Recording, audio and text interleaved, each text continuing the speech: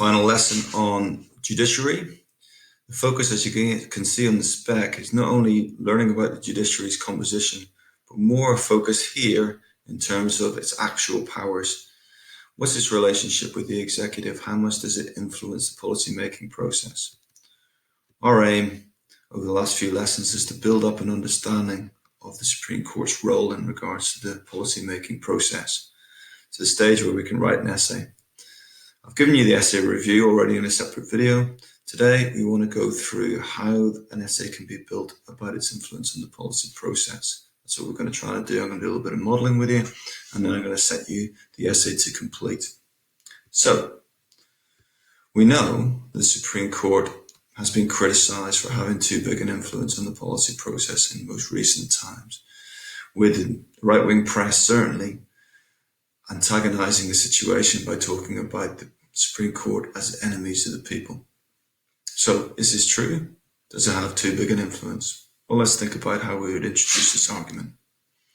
First of all, remember our three aspects we're looking for in an introduction. The definition, what the Supreme Court is and what it does. Secondly, the context, the controversy. Why is this question being asked? As you can see here, I'm using some examples to beg the question, is it being seen as too big an influence? And then finally, the signpost, how you would evaluate. So I'm considering the level of involvement of the court, how it's perceived in terms of its authority, and the actual powers that exist. Okay, so your job was to have a go at this paragraph. And generally you did it right. What people wanted to do, however, was throw in a counter-argument. I wasn't really looking for that in this situation because the counter-argument will sit in a separate paragraph. So we're looking here for how you can assert that the Supreme Court has grown its scope of influence. Now, if we look at this model, this is the way it could have been written. One argument is that it's greater influence because the scope of influence has expanded.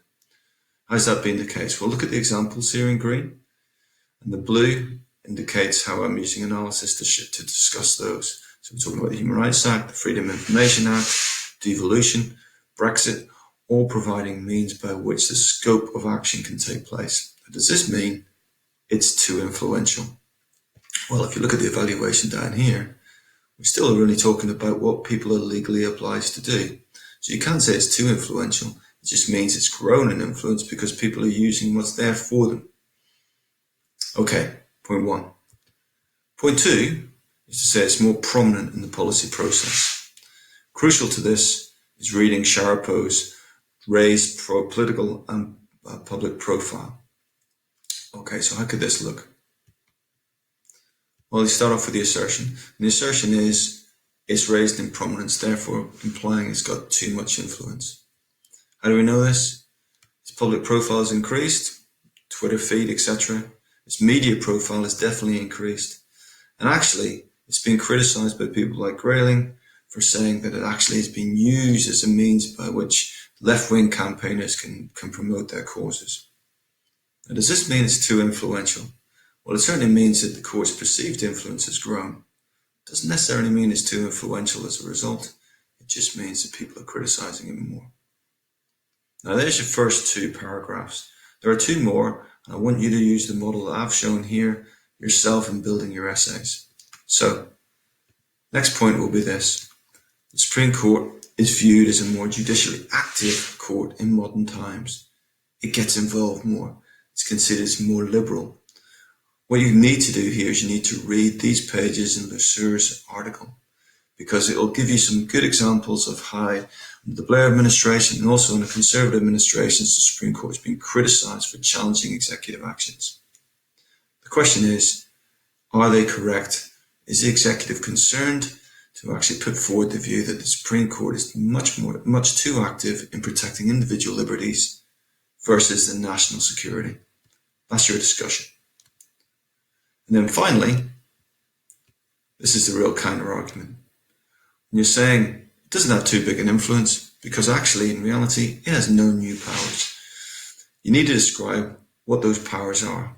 Sharapo's article under this section, the continuity section, is really good at actually explaining the fact that the Supreme Court, despite the fact it's grown in prominence, still has the powers that it had in the past. It's just they're being used more. So overall, in conclusion, what can we say? Well, the question really begs about how much power the Supreme Court should really have in the UK. In the US, there's ongoing tension all the time between the executive, as shown here with Obama and the Supreme Court, and also ongoing with Trump and the Constitution. How much power should the executive have? How much should be curtailed by the Supreme Court? Perhaps we're saying that if the Supreme Court wants to have or needs to have a bigger influence, maybe we need a written constitution to allow it to have that. That's all part of what you should be considering when you get to your conclusion.